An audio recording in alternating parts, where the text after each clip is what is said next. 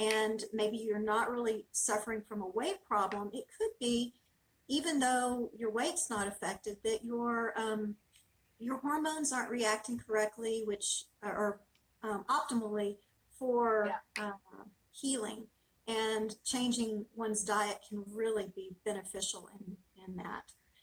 So tell us a little bit more about your journey, Jordan, and your change of eating and how that's helped with your PCOS. So when I was a teenager, I never really had regular periods, but I never thought anything of it. I just figured, oh, I'm a teenager. I haven't had a period for that long. It's no big deal. Um, of course, I also ate like crap, and I also smoked and everything that you should not do in the first place. But I did it anyway because I was like, why not? Um, so I was officially diagnosed with PCOS in 2015. I think it was like February 2015. I got the official diagnosis, and the only way I was diagnosed at that time, my ovaries didn't have the little follicles on them yet, but I had the higher levels of testosterone, which is something a lot of women have, is that your androgen, your sex hormones are, especially the testosterone, is elevated. And that was Mm-hmm. something that I had right off the bat, and that's how I got diagnosed. That and irregular periods. And so I went with that, and after that, my doctor just was like, "Here, take some birth control, and that's all you can do." And I was like, "Okay." Um, so I did that for years. I just kept, eating the way that I was eating, and taking birth control, and thinking that, oh, well, this is the only thing I can do, and I honestly kind of felt hopeless. You know, Sure. um, it was kind of like, really, that's all I can do, and it was always in the back of my head that I knew that I could do something else to help it, but, I didn't know what it was, and I wasn't ready, to make the big changes that I've made already. So when Steven and I got married last April, um, of course, after that, we started thinking about, like, oh, well, let's start to try to have kids, like, let's, start working on that. And so I went to my OBGYN for just a wellness exam, ultrasound thing. She wanted me to have a pelvic ultrasound and everything. So I was like, okay. So I go to the ultrasound, and I was laying there on the table, and they go to do it. And I looked up at the screen, and I saw my ovaries for the first time in my entire life. And I mean, they were, when I say that they were the size of golf balls, I mean, like, they were like big golf balls, at least, like, that's what it looked like to me. And they were covered in, those little follicles, little cyst things, and everything. And I knew in the back of my head, like, that's probably what they look like. But I had no idea that that's actually what was inside of me at that Yeah. time, you know? And so seeing that on the ultrasound screen was something that really just, I mean, it makes me still emotional to this day, thinking that that's what I had done to myself. Um, and so I remember I left that appointment, and I cried in my car for like an hour. I was just so distraught because it all hit me at once. And so Sure. my knee-jerk reaction was to look at bariatric surgery. That was the first thing that went to my head. That was the first thing where I was like, all right, well, that's all I can do.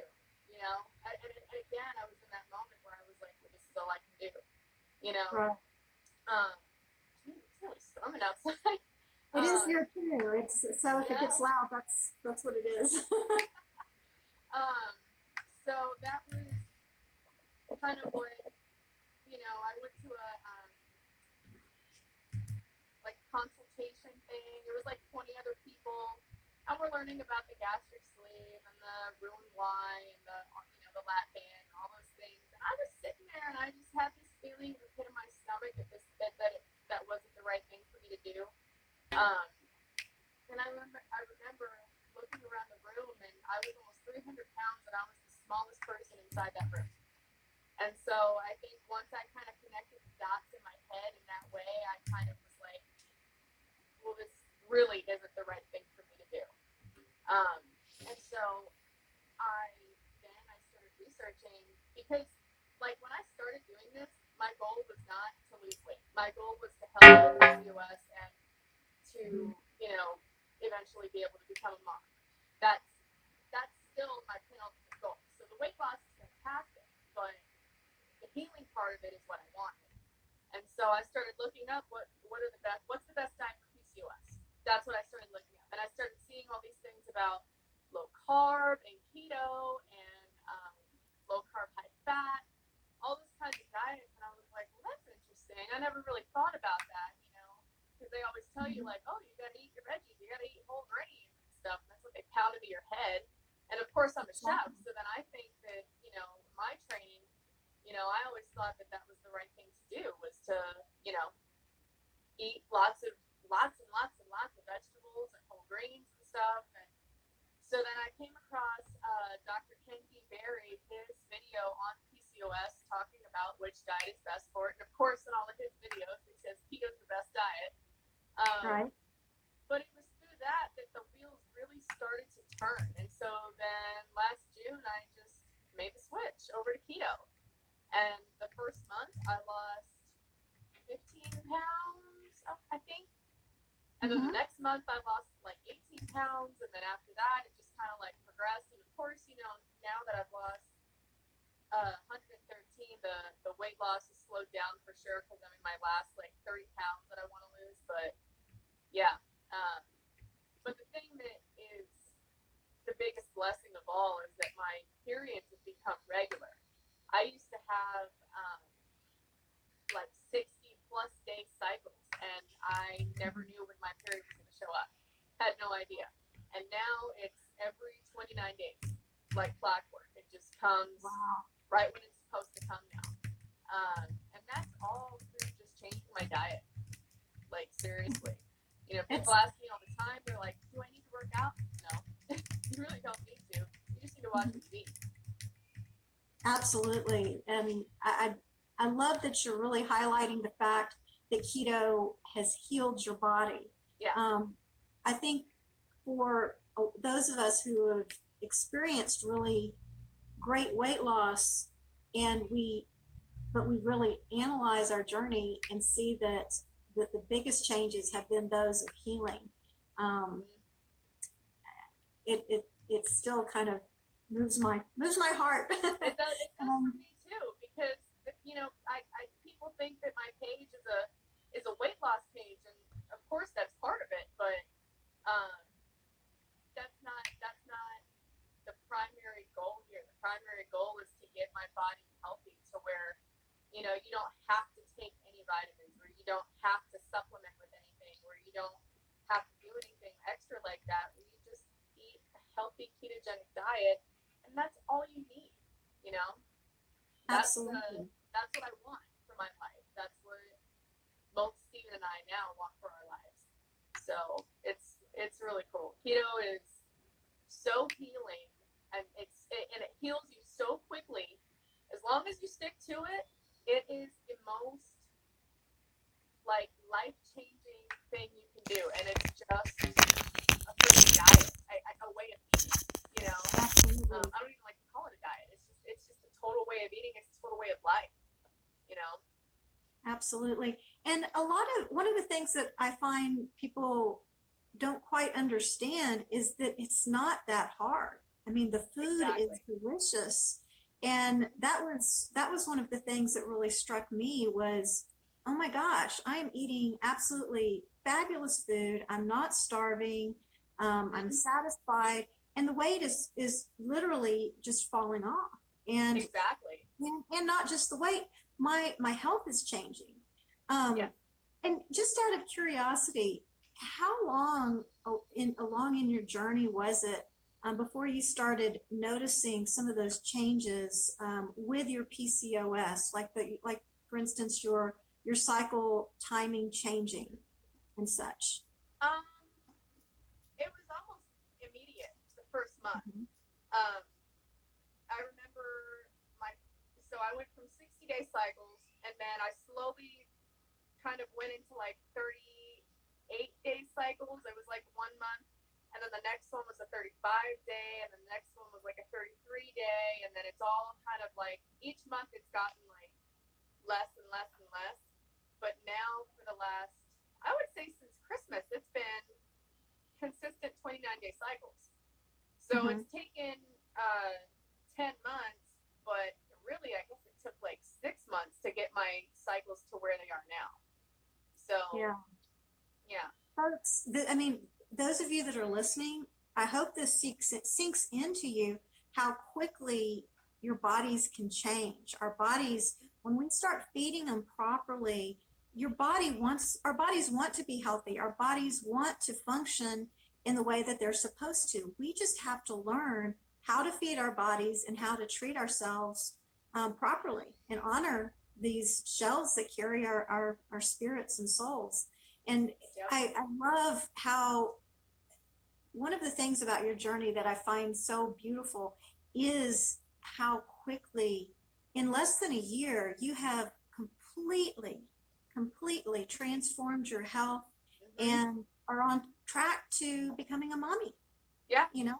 Yep. And I know that there's probably has to be times when you're frustrated and it's like, I want this now, but you're having all of this now. And Yep. I'm so proud of you and so encouraged that your message is going to bring other folks to healing and health.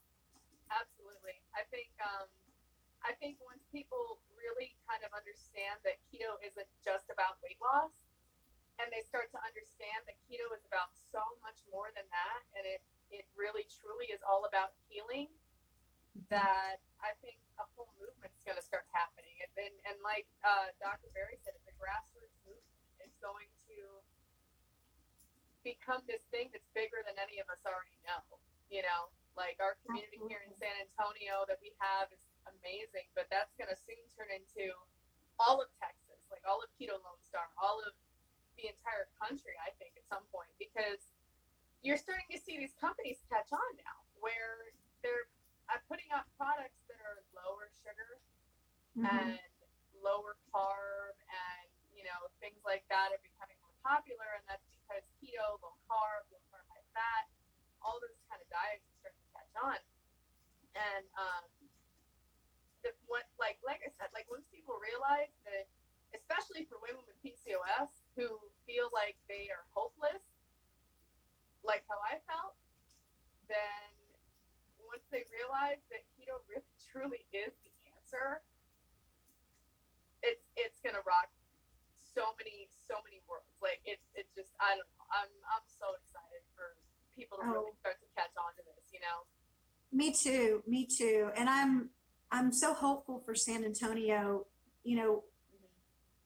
here we are in one of the cities in the United States. It's considered one of the most obese cities in the Mm-hmm. nation. And I'm so proud of Keto San Antonio and the fact that we have folks like yourself and the rest of our community Mm-hmm. that are linking arms, and we're trying to show folks that there is another way. There is healing. Absolutely. There is hope for you. There's hope for PCOS. There's hope Yep. for conditions such as depression through changing your diet. Um, Myself, being an artist, I had really very severe carpal tunnel syndrome in both of my hands Mm-hmm. and slept in braces. Within a month, I was able to put those braces to the side That's so and started cool. experiencing healing in my hands, along with a lot of other issues. I have skin issues Mm-hmm. and digestive issues, and even things like digestion. Folks don't realize it can be an acid imbalance in your stomach. Start feeding your body correctly, and those things go away. They completely go Um, away. And then um, the longer you're in it, like I found out last night, I had some Rebel ice cream. right? I haven't had sweets like that in a long time. And so I can feel the difference in my stomach whenever I eat anything like Yeah, that. It's so different because my stomach, now that, we eat keto, we know how our stomach's supposed to feel. right. And then all of a sudden you introduce something else to it and you're like, oh, Yeah, like it's delicious, but is it worth digesting? Like, can I eat exactly. it without digesting it?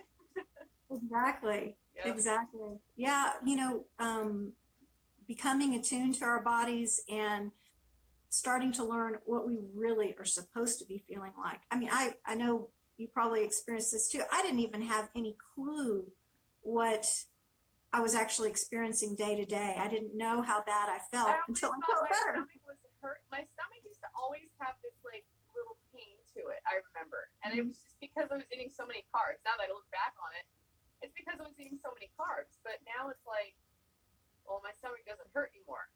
I don't know. You Right. know what I mean? Like once you start to really kind of put those pieces together in your head, and you start to realize that your diet touches every single aspect of your life without you even Absolutely. realizing it.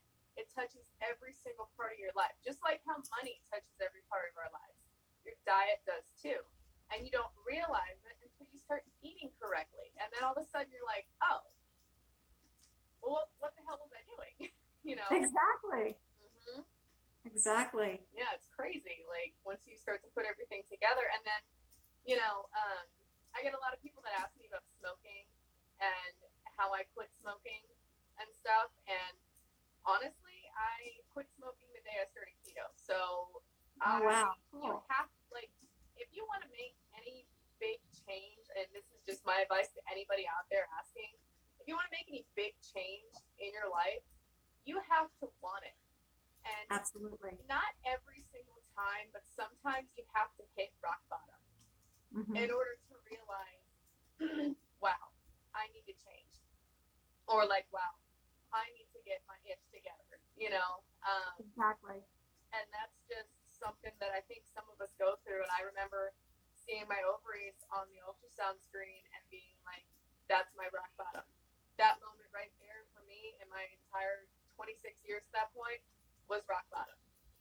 And I was like, smoking cigarettes don't get me anywhere. I've been smoking for about 8 years at that point, like a pack a week at least, and then sometimes more in certain phases and things. But the biggest thing I can say is that you have to want the change. If you don't want it, it's not going to happen. You know. Absolutely. And it brings to mind just something I'd like to bring up. A lot of times in our group, we have people that are talking about or asking about items that, food items that I look at, and possibly you do too, as substitutes for those things that got us in trouble in the first place. Mm-hmm. And would you like to, or could you share a little bit about your feeling about some of those packaged processed foods? Like Quest Um, bars and stuff, kind of. yeah, like Quest Okay. bars and chips and low carb tortillas and things that have what I tend to be a little bit more strict keto, Me too. and um, because it's my health number one was what I was going for. It was more Yes. than just weight loss. Yes. And so those ingredients that we get a little scared about, the wheat and the corn, um, if you could just share some of your insight and your take on those products. So I think that if you are a person who is coming to keto and you have always been like oh, I love chips and I love bars and I love all those things and they're a huge part of your diet. If you come to keto and those help you transition to keto, I think at first that's okay. I think that's totally fine. But as with a lot of people, as we go on, a lot of us tend to get stricter as time goes on. A lot of us start cutting out a lot of things out of our diet as time goes on. I remember when I first started, I would make fat bombs all the time. I would make like some homemade pudding things all the time. I would go to like sugar-free jellos, sugar-free whipped cream, all of those things just to like help give me that like satisfaction of having something sweet because I ate a lot of sweets before. Right. So to make the change, it made it easier for me to have that crutch to lean back on for a little while. And then as time has gone on and I started to go forward with keto and start to slowly like cut things out, I started to realize and put the pieces together in my head that I was very triggered by a lot of those things. And continuing to buy those things, even something as innocent seeming as sugar-free jello, was something that was starting to kind of like hold me back mentally. where it was like, okay, well, I'm relying on this for comfort in some kind of way. Clearly, I need to work on either, maybe just talking it out with my husband more, or, something along those lines to, get off of that. But I think for the further along you get with keto, I think that it's probably not the best idea to eat those products. I wouldn't recommend it. I know right now, like today's my birthday, whatever. So I'm eating, things just to treat myself, but that's just it. It's a treat. It's Exactly. it's a controlled time frame of which I'm having those things, and I'm fully aware of it. Now 10 months in, I have a much better control mentally over those things. But I think that for long-term health, I don't think Quest bars are healthy for you. I do not think Quest chips are healthy for you. Even the Dang bars. I was at Central Market yesterday. I saw this for the first time because I'd seen people recommend them, and I was like, oh, well, let me check it out. I look at the ingredients. I'm like, there's like some other kind of fibers in it. I don't remember, but I'm just like, man, that just sounds like it's gonna hurt. Sure. And so as time goes on, when people ask me how do I do keto, or how do your friends do keto, and I know you as well, Anna, we eat more of a meat heavy keto, like Right. fatty meat heavy keto, and that I think is what a lot of people evolve into over time, and that I think is our bodies leading us to eating what is the proper keto diet.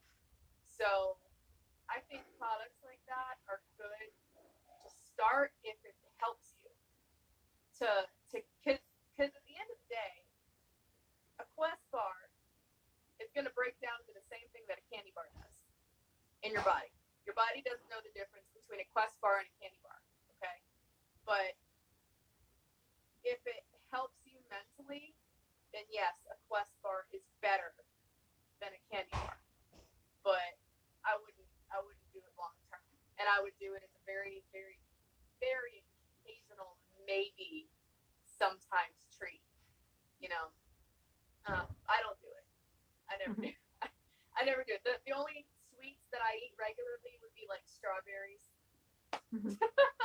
But that's how far along I've come in my journey.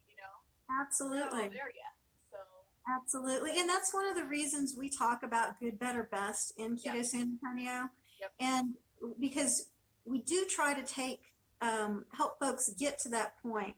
Not all of us are there. And it definitely is better to have a Quest bar than a Snickers bar, or to have something that is will help take us to that next level, but definitely not an everyday sort of thing. And same thing with any type of keto treat, even keto cake, or we have them on holidays or birthdays, like today's your birthday, and that's how nature intended us to function. Is have our everyday menu and our everyday diet, and then the special things on occasion. So exactly. I think a lot of people, as they go on, they start to kind of, like I said, they start to kind of like shave their eating down, where they start to kind of like eat less and less and less of those things, and then eventually you get to the point where you're eating a lot of meat, more carnivore geared keto, I guess you could say, like fatty meat heavy keto with a little green veg. Right. Yeah. So that's yes. So I got a question here. Someone's asking, what do you think about carnivore? So carnivore, I think is good. I think it works for a lot of people, and it really helps to cut inflammation down in a lot of our bodies. I know that I have days where I eat carnivore. I don't necessarily go for that as a lifestyle, because for me it's unsustainable. Just because I love avocado and I love cucumbers so much. So for me, that's just not something that I can do long term. But I do have carnivore days, and where I just am eating meat and maybe like a pickle, pretty much. So that for me helps me sometimes. like if I feel very bloated, like I know after my birthday, I'm going like primarily carnivore just to cut the carbs down and to, you know, keep me satiated and stuff. But yeah, I think carnivore is good, and if you can sustain it long term, good on you, because I can't. Well, and that's me too.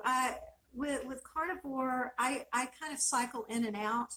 Um, I have also noticed, and this is just kind of like a girl to guy difference. Yeah. When I'm eating strict carnivore, I have to really up my electrolytes, especially sodium. Um, uh, normally, I'm pretty good with about 2 teaspoons of salt, additional salt a day. When I'm eating carnivore, I have to kick it up to 3 or 4, which I know sounds like a lot, but I start really feeling, yeah, I feel it's so anti-inflammatory. I lose so much fluid. Even though I'm strict keto, when I go carnivore, like really hardcore carnivore, my body seems to need that. I also need more magnesium. My husband, on the other hand, does not, which, So he doesn't like carnivore? no, he loves carnivore, but he doesn't need those extra electrolytes. He doesn't start getting imbalanced like I do, which, you know, I was talking to Dr. Garrett this last Sunday, and he mentioned that he sees that sometimes, that there's a difference sometimes the way women respond to carnivore versus men. And we'll talk about that at a future live with Dr. Garrett. But it just, any girls out there that are listening, just might, if you start feeling tired, or even for me, I almost experience semi-depression. I have to raise my sodium level. And I do too. I've noticed, and another thing, we'll start talking about fasting a little bit too. Keeping your electrolytes at an optimum level really helps you to just function as a normal human being. I mean, like, I never realized like how much salt I need. I think for me, just on a regular day, I'm consuming probably about 3 teaspoons of salt, at least, at a minimum. I mean, like, I keep my salt grinder in my purse, and sometimes when I'm at work, I gotta go step outside, go grind myself some salt and stuff, and you don't realize like how essential that is to our bodies. And people, they think it's weird. Like, I'll tell people, I'm like, I'll be right back, I'm gonna go get some salt. They're like, okay, crazy. Yeah, exactly. Yeah, but then later on, then they're like, I noticed the difference between, like, say, me and my coworkers, because later on they're like, oh, I'm hungry and I'm tired, and I'm just up there chipper as anything and awake. And the only difference that I can think is that, you know, not one, I'm fasting, but for two, I mean, my sodium intake is like, I think, pretty optimum for me. So, you know, it's cool to understand that. And as soon as you she salt rocks at her desk. I love it. It's so cool. But yeah, like, keeping your electrolytes up is like huge. I get so many messages about people asking me, they're like, why am I feeling lightheaded? Why am I feeling dizzy? Why am I feeling any kind of way? And it's like, you need to eat more salt. Like, when you eat, salt your food. Don't not salt your food. Like, Steven and I, we always make sure we like our stuff super well seasoned. And I know too, for me as a chef, that's changed my palate to having things like seasoned really, really, really well. So yeah, you just get your salt up, get your water up, you know, drink your water, you know. Yep, exactly. Thoughts on nose to tail carnivore being superior? Oh, so like utilizing the entire animal? Is that what you mean? I think that's what they're talking about. Okay. Yes. And I'll say, I would say that's like the best probably diet out there, hands down. Yeah. And I'm kind of, I don't know about you, Jordan, but I'm kind of experimenting with different meats as I go along, and really? you know, some of the funky ones. But it's kind of fun. You know, one that I'm really wanting to try is lingua. I mean, I ate it as a child. I'm growing up in Texas. You can't really, well, I don't know. I grew up in South Texas, and Uh-huh. so we did some of the not traditional meats, but I haven't ever cooked it myself. So Ling was on the On the radar list. for, Ling was yeah, delicious. I it love is Ling. delicious. I just don't And know how to cook it. So, another thing I want um, to try is liver at some point. mhm, But what I want to do is maybe go to a butcher. I might go to Beatrix Market and see if I can mhm, get it ground up with some ground beef, just to like mm, start to introduce the flavor because I know the taste of liver and I don't like it. But mhm, then again, that was before keto, so sure. Well, I don't know. that little trick is something that Maria Emmerich has talked about. She's not a liver fan, and she will grind it and mix it in with Chocolate hamburger meat. pie, and then doesn't really taste it. So, Yeah, yeah. exactly. Like Um, I think nose to tail carnivore is probably like the most optimum diet that any of us could eat, honestly, because that's what our ancestors ate. You used to eat everything right, off the animal, right. you know? Right. It's just a change of mindset. And I just have to interject. My battery is running low, so we Oh, might. Um, I hate to cut it short, but no, I it's don't okay. want it to just go black.